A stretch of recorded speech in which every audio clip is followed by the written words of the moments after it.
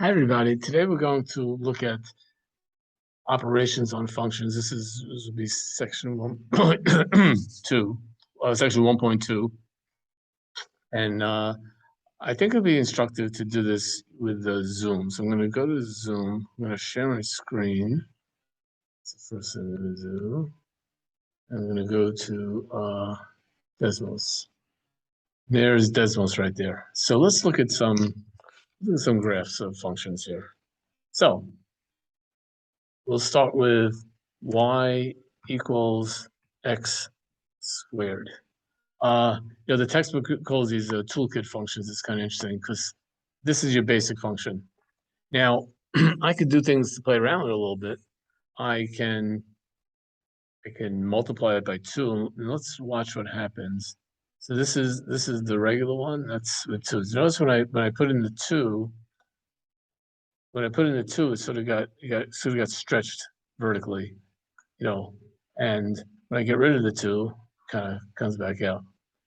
I could do the whole thing, excuse me, divided by 2. Over here, now if you notice, when I divide by 2, it kind of gets wider. Let's look at this. Maybe it'd be good if I were to keep this here and play around over here.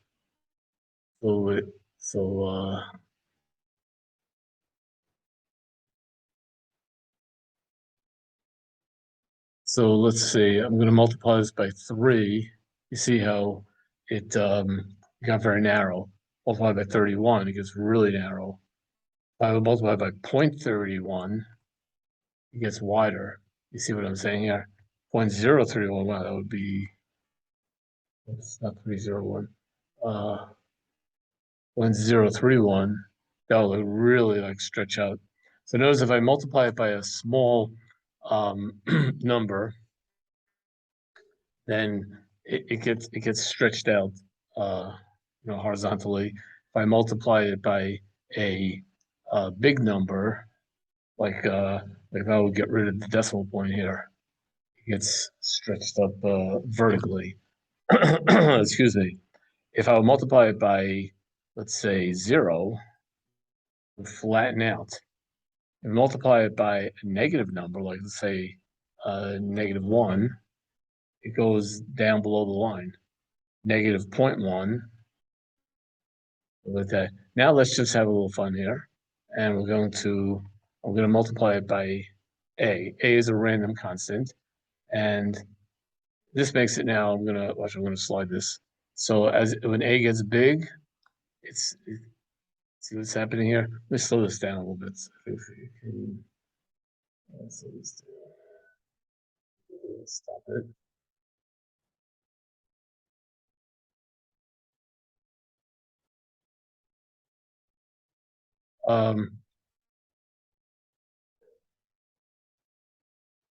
So when a becomes a bigger positive number, oops. So a is a negative. Stretching. Now when a hits 0, it's to 0. And this is basically what's happening. Now, I could do something else. Let me set a back to 1. When I set a back to be equal to 1, that basically sets it back to the original parabola. So this original parabola here, this up on top, that's sort of my base function. Now, I can move this up and down. I can add, let's say k. Now, so right now k equals 1. If I set k equal to 0, not a, I mean k, but if I set k equal to 0, then that just puts me down to my original parabola. Now, excuse me, if I so the next thing I want to do is let's just look k. So what's happening here, if you notice, when k changes, the parabola just goes straight up and straight down. It's not stretching or squishing or getting wider or narrower. It's just going straight up and straight down. They call this a translation, meaning that it's not changing its shape. It's just moving up and moving down, moving up and moving down. you can get seasick watching this. So when and it just goes when k is negative, it's below the axis. When k is positive, it's above the axis. When k is 0, as we said, it's right on the parabola. And it's just going straight up. Very simple, very straightforward. Now I'm going to set k back to equals 0. Oops. Okay. Now I'm going to put parentheses around the x squared y plus minus h. And again, h is a random constant.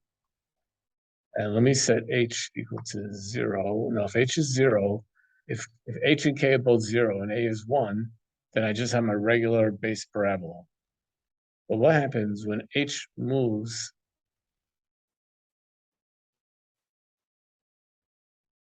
That doesn't make sense.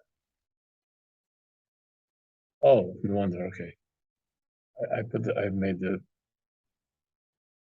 So I typed it.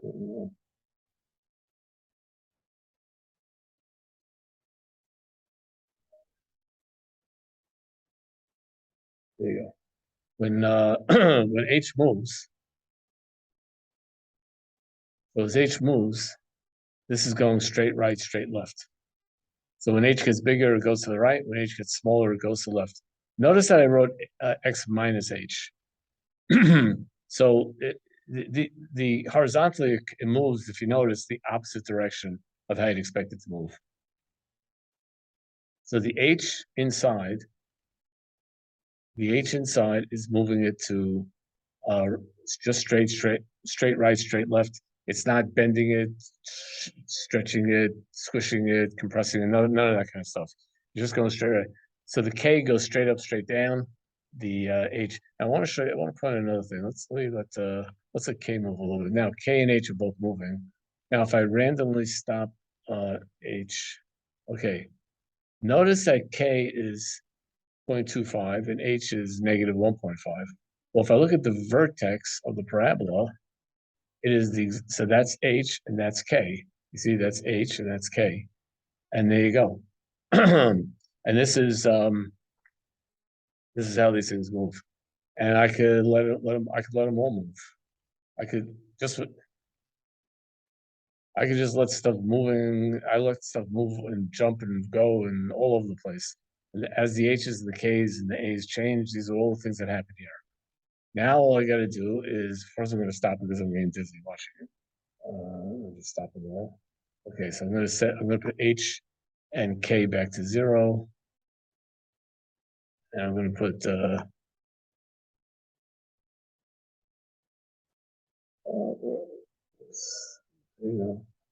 I'm going to put okay, and I'm putting a to 1. Okay, so now I'm back in my base function, and I'm actually going to make these invisible for a second, and let's do another function. Let's do y equals x to the 3rd power. So y equals x to the 3rd. That's my base function. Now we're going to do the same thing with all the tricks.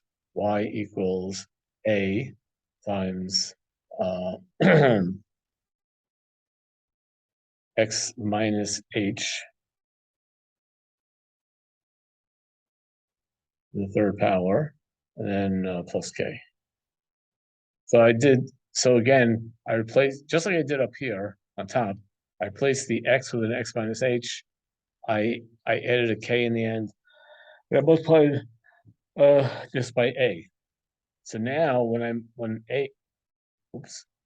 so if I let the a get bigger, that's smaller. I let the a get bigger, it sort of stretches it. As a gets, let me just move this way. As a gets bigger, it stretches. When a gets smaller, it sort of flat, so not flattens out, but it gets back to normal.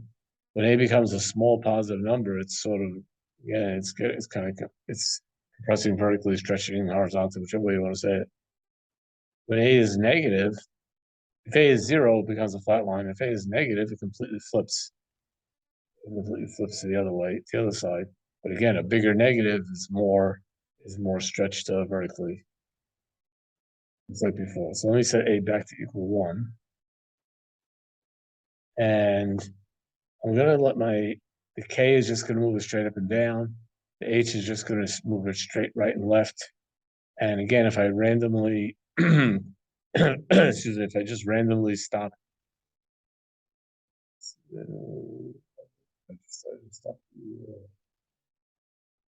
if I randomly stop the music.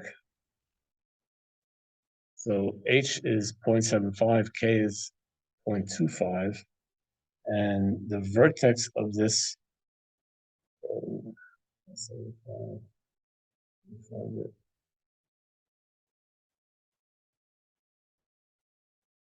see what the point that was 0, 0 is going, you know, I want to let me move this a little bit, make it, I want to move this further away a little bit.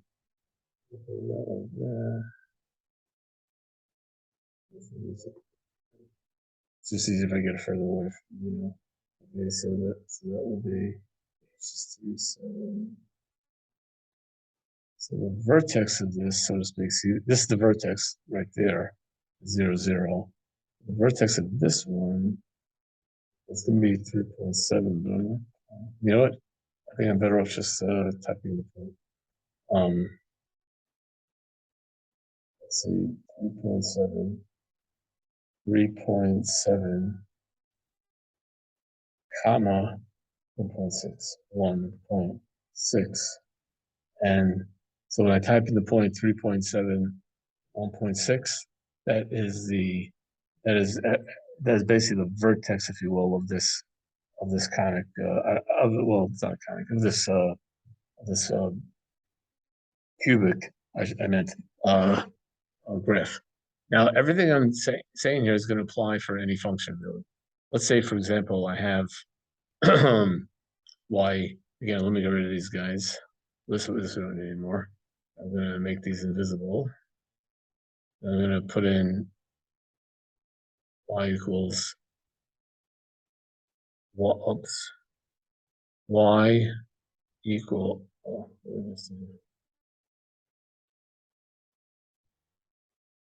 y equals e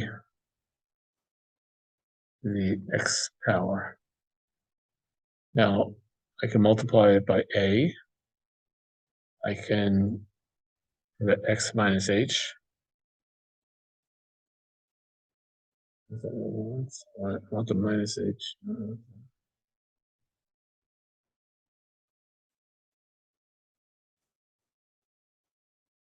And then I want the plus k in the end. And this is going to have the same effect. If I let k move, it's going to go straight up and straight down. If I let h, if I let h go, it's going to go. Oh, that's not good.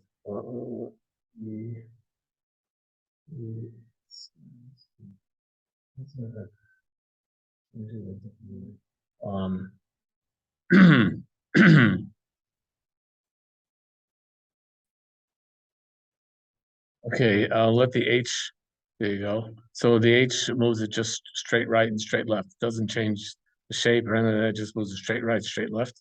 The and if the A is gonna stretch it. When A becomes 0, it's gonna disappear and then come back. So that's what happens. And again, the there you go. So when H is at 2, I had a hard it goes positive 2 in the horizontal direction, and it goes positive 0.17 in the vertical direction, and I see that from the H and from the K. And everything I showed you is true for all functions. It's you know, any function you want to throw at me, I could add in these H's and K's and get the same result. So let's do so I don't need to save these. Let's do another one. I don't need to save these guys either. So let's look at y equals, let's see, log x. Actually, let's do ln x. I like ln x. And that's my base function. And let's do y equals a ln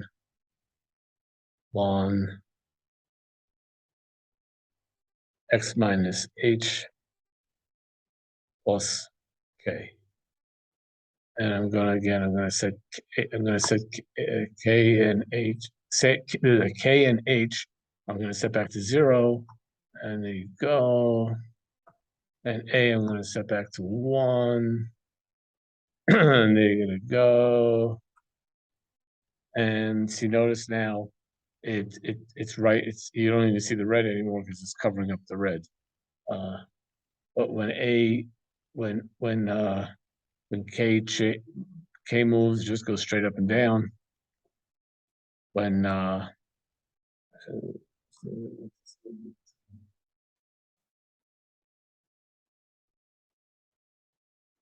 h moves, it's just going to go straight right and left. Just like before. Notice, and when a comes, it's going to stretch up, and then it's going to boing. That's kind of cool. So it's going to, when k is negative, it's going to flip upside down, and so on and so forth. Okay, so basically, these things happen. The a, k, and h, that's going to happen the same way for any function. So if I would have, for example, now this is not good. Desmos won't be able to graph this, but I have y is equal to a times f of x minus h plus k,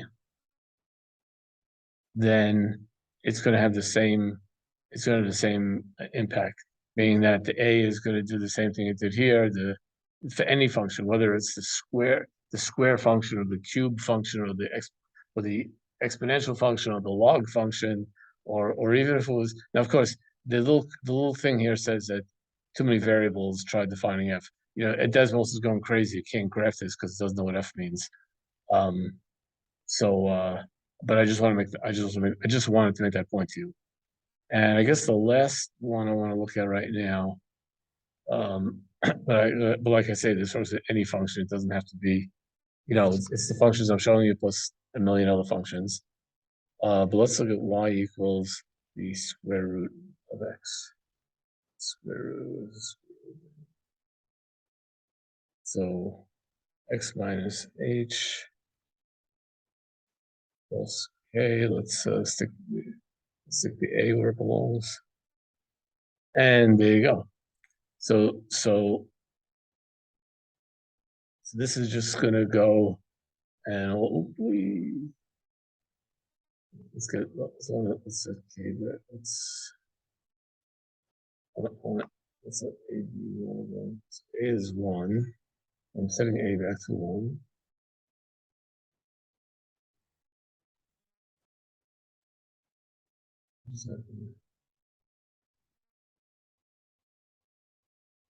So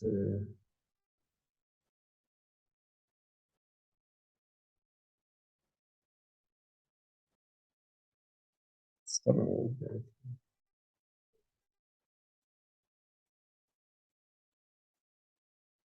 Anyway, a is back to 1. The h moves it horizontally. The k moves it vertically. See, if I would just stop the k, it would stay up here and just move back and forth. If I would, whereas if I just stop the h and let the k move, just go straight up and down. So it doesn't matter. So these rules will be the same whether it's the a affects it in terms of the vertical stretching, compression, horizontal stretching, whichever, and the a affects the vertical stretching and all that, and compressing. The h and the k just translated side to side or up and down. And this works with any function. If you would take a trigonometry class, you would see that it works with trig functions. And only for any function you want. these ideas are gonna work. And that is what I want to show you. And I'm gonna unshare, I'm gonna stop sharing my screen, and I'm gonna say goodbye to you from the Sahara. Highs from the Sahara, because that's a nightclub. I think so. Anyway, but behind me, you get a Sahara Desert display. I think I'm the only one that gets my humor sometimes. Anyways, it's been loads of fun, and we'll see you in the next video. Bye.